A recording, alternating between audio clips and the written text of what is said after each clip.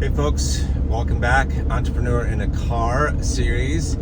It's a little bouncy, maybe a little noisy too since I'm driving, so I just wanted to make this video and just kind of explain, I guess, how I got started in business, how I started on my journey all the way from college when I was deep in credit card and student loan debt to getting out on my own, starting a business, and the things that happened in between it. Would you believe this? This is part of the story that I turned down a $7 million buyout offer. Okay, $7 million. I turned that down. And this was when I was only making like $48,000 a year. I turned it down. And I decided I wanted to do my own thing, start my own business. It was the best decision in hindsight, but man, that was a hard one to make at the time. So I'll tell that story as I weave things in. So anyway, when I was growing up, you know, my family, we didn't have that much money. My dad worked, my mom worked part-time every once in a while, and we were a middle-class family. We didn't have a lot. I remember that we had less than what the neighbors did, that's for sure. So I feel like even at one point in time, maybe my mom was like, that she used food stamps, I feel like I remember that when I was with her when I was younger, but I could be wrong on that. But anyway, so we grew up middle class, lower middle class probably. I went off to college for computer science, got a degree, started working a job, doing tech stuff. And, you know, I racked up about $20,000 in student loans that were coming due, that bill was coming due. So that was kind of tough. Plus in college, man, I didn't understand the dangers of credit cards as much, and I got myself into like $20,000 of credit card debt. Okay, so at a rate of about 20% APR. So when I got out of college, that stuff was killing me. So anyway, you know, I was dealing with that, and at my job, one day, one of my colleagues and I, we decided that it might be cool to start a company offering monitoring services, like IT monitoring, to make sure websites and computer systems and all that stuff would be working okay. And so then I took a look at what was on the market in terms of commercial software that was available that could do it for us, and they were all really expensive. So I thought, hey, you know, I've got a computer science degree. This will be kind of fun. I'll just write my own. And so I did. And we decided not to pursue that business venture, but I kept working on that project as my hobby, essentially. And I released it as an open source project, so it was free, available to anybody who wanted it. I only thought that like a dozen people around the world would actually use it, but it turns out hundreds and thousands and tens of thousands and hundreds of thousands of people around the world actually ended up using it. And so it took on a life of its own. And, you know, a couple of years, this is back in 1999 when I first released that first version of the open source project. And about 3-4 years later, when I had gained enough traction, I got my first website advertising client. And it was amazing to me because I was able to make about $2,000 a month off of advertising. And that allowed me to really pay off my credit cards and my student loans. It took me a couple of years, but I was able to do it. And that was hugely invaluable to me. It was a couple of years later that I managed to land a second big advertising client and bring in another $2,000 a month. So I was bringing in $4,000 a month.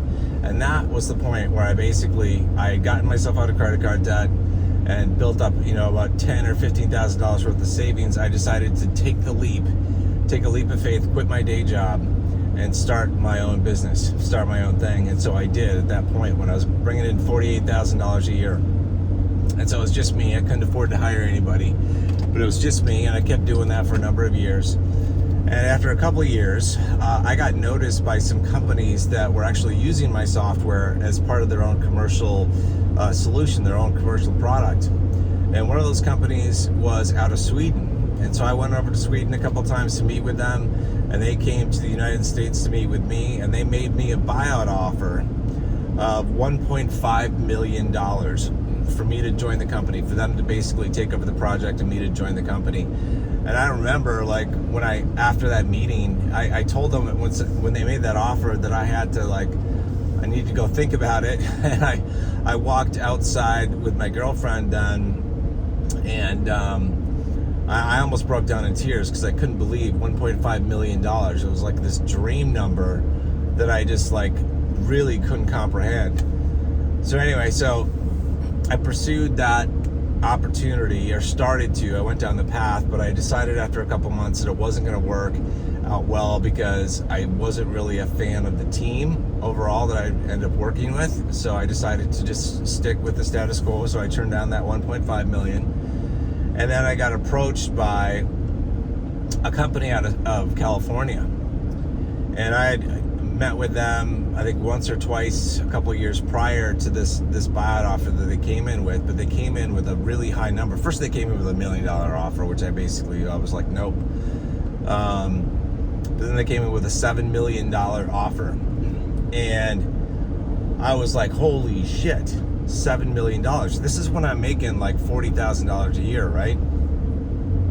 So, because it was like $40,000 a year. I was bringing in like $48,000 a year, but after business expenses and stuff, it's probably like $40,000 a year is what I actually had left over. So I turned down the $7 million offer because I didn't really like the people. You know, I just noticed that they probably weren't going to vibe with me, and it wasn't going to be a good fit. So I turned it down. Turned down a $7 million offer. That is just insane. Even looking back in hindsight, it's insane to me that I turned that down. I can't believe I did that. I'm glad I did. You know, hindsight is 20/20. I'm glad I did, but man, that's a lot of money to turn down. So anyway, I turned it down, and they were actually one of my advertising clients. And after I turned them down, they kind of got a little pissy, and they decided to cancel their advertising contract with me for the website. And that kind of put me into a panic mode, because all of a sudden it's like I was going from like, you know, $48,000, maybe $60,000 at the time down, being dropped by $24,000 a year. And I was kind of in a panic. I was like, what am I going to do? And it forced me at that point in time, it forced me to believe in myself, because in previous years, I didn't believe in myself. I didn't believe that that I would have the fortitude to start my own company. I didn't believe that I had the ability to create a commercial version of my software that I could sell. I didn't believe in myself, and it forced me. Them canceling me as an advertising client forced me into a position where I was like, this is it. I have to do this. I have no other option. Otherwise, I'm going to be broke. I'm going to have to get a regular job. And I had been on my own for a couple of years. I didn't want a regular job. So I remember the day that I made that decision very distinctly, because that day I made the decision. I talked with my girlfriend at the time, and I said, this is what I'm going to do. And I went back after we went on a walk through the woods. I told her, and I'm like, and she agreed with my direction. And I went back home, sat down, and started programming. And I was programming for the next 3 months, like 20 hours a day. 20 hours a day, 7 days a week. Massive amounts of hours. I mean, I was just like, I'd go to sleep at 2 a.m. and I'd wake up at 6 a.m. and program like all day. And I work on the websites all day, and I get the sales and marketing material together all day. And I didn't know what the hell I was doing. I was trying to be a big company, and I didn't know how to do it. And it was just me, and my girlfriend was helping out at the time. It was just us, you know, but it was basically me, because I was the only tech type person that could do tech stuff and marketing. And so it was basically just me doing all that work. She was helping with like invoicing and some things with the site too. I really appreciate her help at the time. But I had to bust ass, and I was exhausted. But I set a goal that, you know, this was like in September or so of 2009, and I set a goal that by January 1st, by New Year's Eve, that I was going to have this software done. And I met my deadline. Man, I met my deadline. It was New Year's Eve. It was like 6 p.m. New Year's Eve. I released the first version of the commercial software. And it was just me, and it was just my girlfriend at the time. But that was it. That's when things started. And I started selling the software for like $500 a license. $500. Now we sell our licenses for like as high as $25,000, but $500 at that point. And I got a few orders that came in, and I knew it was going to work, that it was going to be a new era for the business. And it allowed us to, within just a couple months, then go out and actually rent an actual office space, because we were working out of the basement up to that point. But that allowed the company to get started. All right, so, and the company then grew over the course of years to be a multi-million-dollar software company. We have now about 75, 80 employees that we employ. So it's crazy, but it was just me and my girlfriend part-time, back then. And it was just crazy. It was a crazy journey. I remember that first year, the 2010 was our first year really for our commercial operation, and we came just shy of hitting $1 million. It was like $980,000 we made, and I knew we were going to make it. That was the first $1 million that I made. I obviously didn't keep all that for myself. A lot of that went towards future expansion, and the employees that I managed to hire, the couple employees that I managed to hire that first year, and rent and all that kind of stuff. But it was our first $1 million basically that we did from a company, and now we do like $35 million a year in revenue. So it's pretty crazy, and that's the story. That's how things started. Like I'm somebody, like, I didn't come from money. I got into debt, deep debt, like student loan debt, credit card debt. I bounced checks when I was in college. I remember I didn't have money. I still have a mark on my arm, like in my elbow, where I used to sell plasma. I think I'd make like 15 or 20 bucks when I'd sell plasma. That's what I used to do to supplement income when I was in college. And I worked a part-time job too, but that's what I did. And now here I am, a multimillionaire, with my eyes set on being a billionaire. And I gotta tell you, like, I made my first $1 million the hard way. Now it's a lot easier to make your first $1 million. Like, cryptocurrency is the path, the easy path to your first $1 million, and I'll do videos about that, where I'll talk about that. But man, that, your first $1 million is the toughest to make. After that, it gets easier. And now I'm dead set on becoming a billionaire, man. I want to check that bucket list item off before I'm dead. I think it would be fun to do, and I think I could do amazing things with the money and help the world out in many different ways. But it's like the crazy journey from not having much growing up. I remember when I was a kid. I remember in junior high, which is middle school now, being laughed at by the kids because, like, my jeans were old. And I remember going home and feeling bad and telling my parents and, like, crying basically. And we ended up getting me a new pair of jeans. But it's stuff like that where I remember not having as much as other people. So coming from a lower middle class, and I want to be a billionaire someday, because I want to be able to do it. I want to show my son that it's possible. Just this morning, actually, before I did the video where I talked about my billionaire portfolio, it's so crazy. Like, I was dropping him off for school, and as I'm dropping him off, as we're sitting in the car waiting for the drop-off line, he's talking about money, and he says, I want to be a billionaire someday. And I had never said that to him before.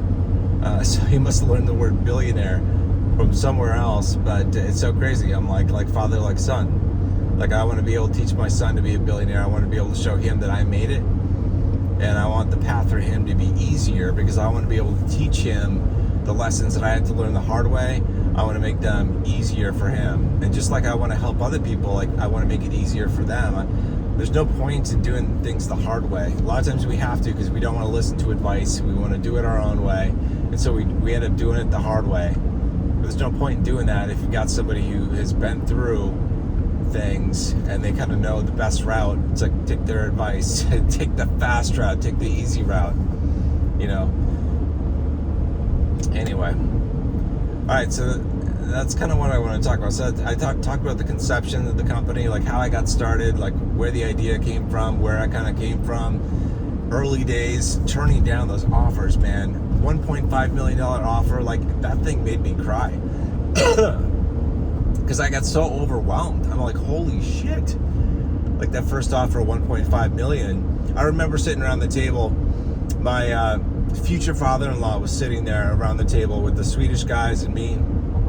He had been a businessman. So when they offered $1 million for their buyout offer. He said, well, I think you need to do better than that. And then they came up with the 1.5 million. So that's where the 1.5 million came from, that offer. And I remember I said, I need to think about it. I needed a couple of minutes to think about it. Went outside, and I basically had a breakdown because it was so overwhelming to me that this figure, monumental figure that had been offered to me when I didn't have anything. I had this like used car that had problems. I had, I didn't have much, right? It was monumental. I turned that down. And then like after I turned that one down, within a year or so, I got that offer from the California company. $7 million. And I still turned that down because I didn't like those people. I got to tell you, somebody said this to me, and I always remember this. It's a really good lesson. Like, the people you're with matter more than what you do. The people you're with matter more than what you do, and matter more than what you have. You could walk through hell with a smile if you are with the right people. Okay? But if you're with the wrong people, man, your life is going to be fucking miserable. Like, it doesn't matter how much money you have and how much stuff you have. If you don't like the people you're with, your life is going to be miserable. Money is not the most important thing in life. Money's awesome. It is not the most important thing in life. It is the people and the experiences you have that matter most. Okay? That's why I turned down those offers, the 1.5 million and the 7 million, is because of the people. Because I didn't feel like it was the best route. And also because I had this like thing in the back of my head where I was like, I want to shoot my shot. I want to do my thing. I want to make it happen on my own. I want to see if I can do it. I know I can fail. I know I can also succeed, but I know I can fail. I want to take a shot. I want my shot at making this thing happen. Man, you got, like, when I was, during the 3-month period, when I was cranking away at software before its initial release, and I was putting in like 100-hour plus weeks, I had this like psychotic mix of music on. It played like six songs. There was Under Pressure by Queen. There was Eye of the Tiger by Survivor. I had a couple Eminem songs on there. Run Rabbit Run. That inspired me. That basically, like, and there's Duran Duran, Hungry Like the Wolf. And it was just like, I had those things just cycling through because I was like, I'm going to power through this thing. I'm going to learn the things I have to do. I can fucking do this thing. And I'm going to make magic happen. And I like forced magic to happen because I put in the fucking work. And if you ever want to start something, you are going to have to put in the fucking work. If you want something big, you need to put in the fucking work. Like, it's not easy. If you want a software company and you want it to be like a mega company, it's not going to be easy. If you want a company where it's just you selling software or you selling widgets or gadgets or providing services, it's a lot easier. But if you want a company that can rival big competitors, man, you are going to have to put in the work. And the thing is, like, it would have been easier if I had money because I could have hired people at the time. But I didn't have money, so I had to do it myself. And it was actually better in hindsight that I did it myself. It got done faster and cheaper. I got it done. I got it done the way I thought it should be done. And that has basically framed our entire existence as a company. So, takeaways from this, all right? We're almost at the 20-minute mark here. Takeaways from this. Your ideas, your passion, whatever it is that you're involved in, your hobby can become something of value. You can start a business from it. And some of the things that you start that you might not even think about could just become crazy successful. Crazy successful, right? Even though you might not think it. So believe in yourself, believe in your passions, pursue your passions, see where they lead you. Have the courage to basically make decisions that are tough decisions and to follow your gut and to do the right thing by yourself. First and foremost, be selfish as a motherfucker and do the right thing by yourself first. You have to be selfish. Do things for yourself first, and then you can help other people. So make those decisions, and you can succeed wildly. You don't have to start a business. You can just like invest in cryptocurrency. Like cryptocurrency is like the easy way to make money now. Like I look at, like I was like thinking about it. I'm like, you know what? Okay, for me to make $1 billion like through my software company, I would have to like have a company like the size of Apple. I would have to be a Steve Jobs. All right, $1 billion. You know, $1 billion company is a tough company to make, tough company to build. I'm not the kind of person that can do that. I can build a multi-million-dollar company, right? But I can become a billionaire a lot easier, right? Just through cryptocurrency and through investing. Anyway, that's it for this video. Hopefully you guys got something out of this that's useful. I'll do more videos like this where I just kind of take you through different stages of, I don't know, I guess my experience as an entrepreneur, and hopefully it will benefit you in some way. But until I see you guys next time, wish you all the best of luck. Happy Tuesday again. We'll see you guys soon. Take care.